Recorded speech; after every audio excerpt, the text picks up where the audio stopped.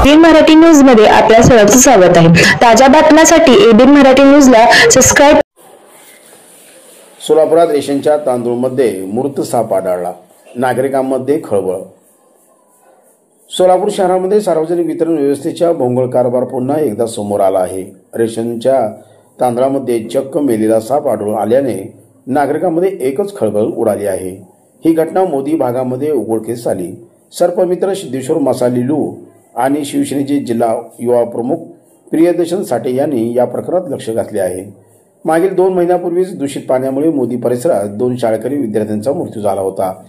ही घटना ताजी असतानाच पुन्हा त्याच भागामध्ये रेशन दुकानामधून आणलेल्या तांदळामध्ये चक्क मेलेला साप आढळून आल्याने नागरिकांमध्ये भीतीचं वातावरण पसरले आहे।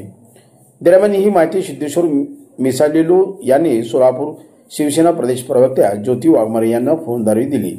त्यांनी लगेच युवा जिल्हा प्रमुख प्रियदर्शन साठे यांना ही माहिती दिली। तेव्हा साठे हे घटनास्थळी दाखल झाले। त्यांनी पाहणी केली असता त्यांना रेशनच्या तांदळामध्ये मृत साप आणि जिवंत आळ्या दिसून आल्या। तेव्हा साठे यांनी पुरवठा अधिकाऱ्याला तातडीने कळवले। या भागातील विभागीय अधिकारी प्रफुल्ल नाईक यांनी घटनास्थळी भेट देऊन पंचनामा करून संबंधित तांदूळ जप्त केला आहे।